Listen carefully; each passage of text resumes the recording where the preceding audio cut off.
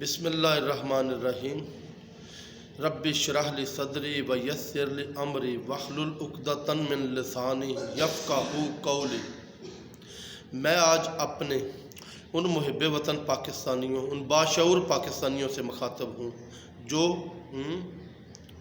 G D A کے حمایتی ہیں، جو جی ڈی اے کے سپورٹر ہیں، جو میاں محمد نواز شریف کے سپورٹر ہیں، جو مولانا فضل الرحمان کے سپورٹر ہیں، جو پیپلز پارٹی کے سپورٹر ہیں، جو محمود اچکزئی کے سپورٹر ہیں، جو اے این پی کے سپورٹر ہیں۔ ہم سب پاکستانی ہیں۔ میں ان سے مخاطب ہوں، میں ان سے چند سوال کرنا چاہتا ہوں۔ ہمارا کسی سیاسی جماعت سے وابستگی بعد میں ہے، ہماری پہلی وابستگی اس ملک کے ساتھ ہے۔ ہم پاکستانی ہیں، اس ملک کا مفاد ہمارا سب سے پہلا فرض ہے۔ دوسری وابستگی ہماری اپنے مذہب کے ساتھ ہے، ہم مسلمان ہیں۔ ہمیں ہر حالت میں اسلام کی دفاع کا سوچنا ہے، ہر اس چیز سے بچنا ہے جو دین کو کمزور کرنے والی ہے۔ ہماری تیسری وابستگی اپنی آئندہ نسل سے ہے، اپنے بچوں سے ہے۔ ہمیں ان کے مستقبل کو دیکھنا ہے۔ ہماری وابستگی اپنے اہل و عیال سے ہے، اپنے دوست احباب سے ہے، اپنے شہروں سے ہے، اپنے گاؤں سے ہے، اپنے صوبے سے ہے۔ یہ ساری وابستگیاں ہماری ہیں۔ ہم نے اس ملک میں رہنا ہے، ہماری نسلوں نے اس ملک میں رہنا ہے۔ ہماری کئی نسلیں اس ملک میں رہتی آئی ہیں، آئندہ بھی ہم نے اس ملک میں رہنا ہے۔ اس ملک کا اچھا برا سوچنا، اس ملک کی بہتری کا سوچنا ہمارا فرض ہے۔ پھر اس کے بعد ہماری وابستگی کسی بھی مذہبی جماعت سے، کسی بھی سیاسی جماعت سے، کسی سیاسی لیڈر سے ہے۔ ہمیں پہلے ایک پاکستانی بن کر سوچنا ہے، ایک مسلمان بن کے سوچنا ہے، ایک گھر کا سربراہ بن کے، گھر کا فرد بن کے سوچنا ہے، کسی کا باپ بن کے سوچنا ہے، بیٹا بن کے سوچنا ہے۔ میرا پہلا سوال اپنے جی ڈی اے کے جو سپورٹرز میرے پاکستانی بھائی ہیں، یہ جو بلوچستان میں یہ جو اویس نورانی نے نعرہ لگایا آزاد بلوچستان کا، آپ سمجھتے ہیں کہ اویس نورانی کی یہ کیپیسٹی ہے، اویس نورانی کی یہ اوقات ہے کہ اس نعرے کا، علیحدہ بلوچستان کا، آزاد بلوچستان کا بوجھ اٹھا سکے؟ پھر ڈاکٹر عبد المالک سے سی پیک کے خلاف ایک مکمل تقریر کروائی گئی۔ کیا آپ سمجھتے ہیں ڈاکٹر عبد المالک کا اتنا قد ہے کہ وہ سی پیک جیسے ایک پاکستان کے گیم چینجرز منصوبے، پاکستان کے مستقبل کے بڑے منصوبے کے متعلق اس قسم کی تقریر کر سکے؟ کیا آپ سوچتے ہیں کہ جی ڈی اے کے جو سربراہان ہیں، ان کو کنٹرول کرنے والے ہیں نواز شریف صاحب، مولانا فضل الرحمان صاحب یا پیپلز پارٹی والے، ان کی مرضی کے بغیر ان کے سٹیج پر کھڑے ہو کر یہ تقریریں کی جا سکتی ہیں؟ میرا دوسرا سوال آپ سے، میرے محب وطن پاکستانیوں، کیا آپ سوچتے ہیں کہ فرانسیسی صدر نے جو توہین رسالت کے خاکوں کی کھل کر سپورٹ کی، کیا یہ ویسے ہی کی؟ یہ کس لیے تھی؟ یہ آپ کے مائنڈ سیٹ کو چیک کرنے کے لیے تھی کہ مسلمانوں میں کچھ غیرت باقی ہے یا نہ ہے، ان میں کچھ شعور باقی ہے یا سب ختم ہو چکا ہے۔ یہ ہماری غیرت کو چیک کرنے کے لیے تھا۔ اسی طرح میرے محب وطن پاکستانیوں، نواز شریف صاحب نے جو تقریر کی گجرانوالہ میں، وہ مائنڈ سیٹ چیک کرنے کے لیے تھی کہ میری قوم یا اسٹیبلشمنٹ، اس ملک کی فوج، اس ملک کے ادارے کس حد تک برداشت کر سکتے ہیں۔ ایک گولی دینے کی کوشش کی گئی، ایک خوراک دینے کی کوشش کی گئی۔ جب دیکھا یہ گولی، یہ خوراک کسی نہ کسی طرح ہضم ہو گئی ہے، تو پھر अभी कोयटा वाला जलसा उससे अगली खुराक थी। अगली खुराक क्या थी कि पाकिस्तानी फ़ौज से मुखातब होकर मियां मोहम्मद नवाज शरीफ साहब ने कहा कि फ़ौज के जवानों, अपने जर्नलों के ख़िलाफ़ खड़े हो जाओ।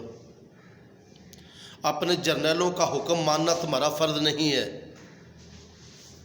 मेरे मुहब्बे वतन पाकिस्तानियों, जब एक फ़ौज के छोटे अफसर और उसके सिपाही अपने जनरल्स का हुक्म मानने से इनकार कर देंगे तो क्या होगा?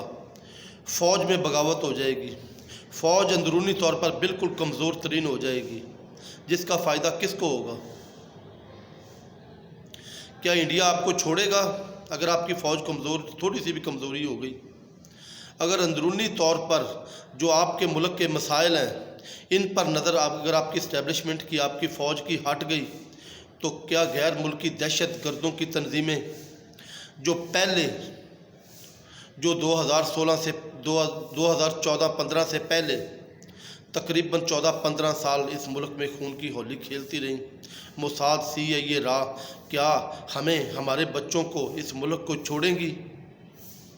क्या ये दोबारा ये मुल्क बदतरीन माजगा नहीं बन जाएगा?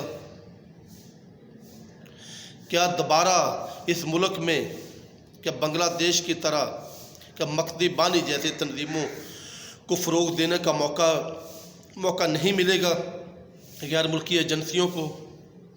कि हम में से ही कुछ लोगों की मजबूरियों को ख़रीद कर फ़ौजियों के रूप में फ़ौजी वर्दियाँ पहना कर अवाम में मुख्तलिफ़ जगहों पर जुल्म किया जाएगा और इस मुल्क को शाम बनाने की कोशिश की जाएगी, इराक़ बनाने की कोशिश की जाएगी, लीबिया बनाने की कोशिश की जाएगी। वहाँ क्या हुआ था? सबसे पहले फ़ौज में बगावत पैदा की गई। शाम को उठाकर देख लें, लीबिया को उठाकर देख लें, इराक़ को उठाकर देख लें। फिर अवाम के अंदर नफ़रत पैदा की गई फ़ौज के मुतल्लिक़। फिर फ़ौज की शक्ल में और उन मुल्कों में अवाम के ख़िलाफ़ ऐसी कार्रवाइयाँ की गई कि अवाम के अंदर फ़ौज की नफ़रत पैदा हो गई। फिर अवाम से हमदर्दी के रूप में अमेरिका और नेटो आ गए। क्या आप चाहते हैं कि हमारा मुल्क इस जगह तक पहुंच जाए, इस खाना जंगी तक पहुंच जाए कि इंडिया को जो बांग्लादेश में बंगालियों की मदद के रूप में आया था, क्योंकि ऐसे हालात बांग्लादेश में पैदा किए गए थे जैसे अब इस मुल्क में पैदा करने की कोशिश की जा रही है? क्या आप चाहते हैं इंडिया, नेटो और अमेरिका और कल को हमारी मदद के बहाने हमारे मुल्क की ईंट से ईंट बजा दे? आप चाहते हैं?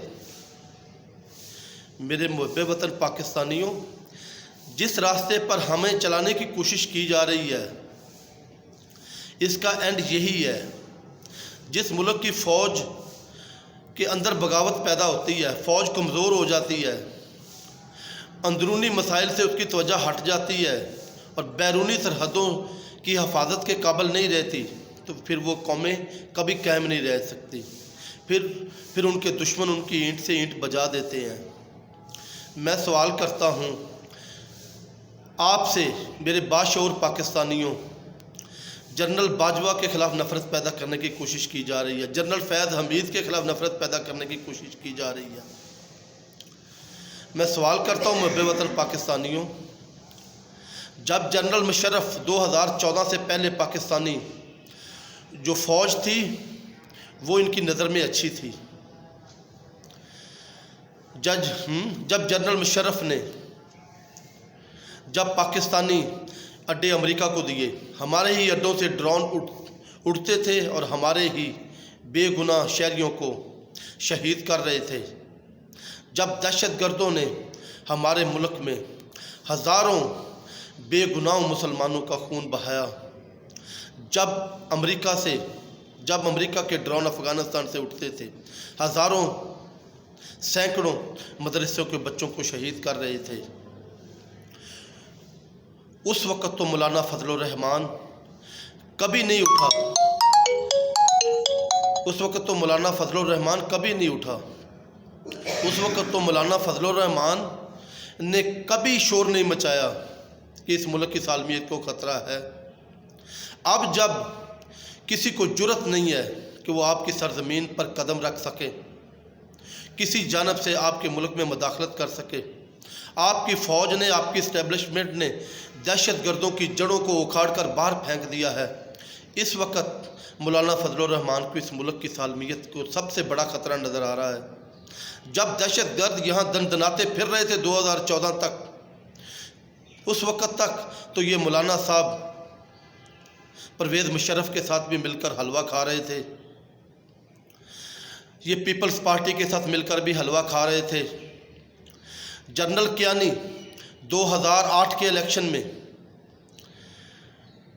पाकिस्तान का बदतरीन शख्स सियासतदानों के लिहाज से आसफ जरदारी जिसको मिस्टर 10% का नाम दिया, नून लीग ने दिया, तमाम सियासी जमातों ने दिया, तमाम पाकिस्तानियों ने दिया।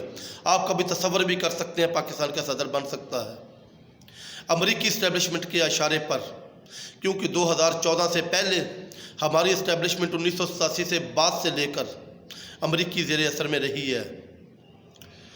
जब 2014 तक जब जनरल कियानी ने, जब पीपल्स पार्टी, जब जरदारी को सदर बनाया, जरदारी को 11 साल जेल में रखने वाला नवाज शरीफ ने भी अपने लोगों को उसकी कबीना में शामिल कर दिया। 5 साल तक हर जगह पर पीपल्स पार्टी की हुकूमत के तहफ़्फ़ुज़ करता रहा। अगर मामूली सा कभी खड़ा होता भी था तो अमरीकी इस्टेब्लिशमेंट के इशारे पर बैठ जाता था। 5 साल तक अमरीकी इस्टेब्लिशमेंट के इशारे पर ऐसी हुकूमत को जो पाकिस्तानी इस्टेब्लिशमेंट की सपोर्ट से आई थी, उसको मजबूत करने की कोशिश करता रहा। फिर 2013 के इलेक्शन में जब कोई भी हलका खोला जाता था तो वहाँ से अखबारों की रद्दी निकलती थी,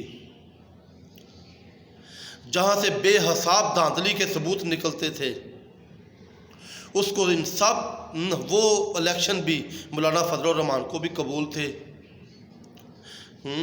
पीपल्स पार्टी को भी कबूल थे, नून लीग को भी कबूल थे। अभी जब चैलेंज किया जा रहा है, आप कौन सा हलका खुलवाना चाहते हैं खुलवाएं, उसकी वोटर लिस्टों को देख लें, उसके अंगूठों के निशानों को देख लें, उसके इन सब चीज़ों को देख लें, थैलों को देख लें, रिकाउंटिंग कर लें। उस वक़्त उस तरफ कोई जाने के लिए तैयार नहीं होता। खाली शोर मचा रहे हैं, धांधली कर दी, फ़ौज ने इलेक्शन चोरी कर लिए। इस मुल्क में हर दौर में मेरे मुहब्बे वतन पाकिस्तानियों, फ़ौज का इलेक्शन में किरदार रहा है। मैं आपसे पूछता हूँ, जनरल बाजवा के ख़िलाफ़, जनरल फैज़ हमीद के ख़िलाफ़ नफ़रत पैदा करने की कोशिश कर रहे हैं मियाँ मोहम्मद नवाज शरीफ साहब, मौलाना फजलुर रहमान साहब, हमारे ये JDA के जितने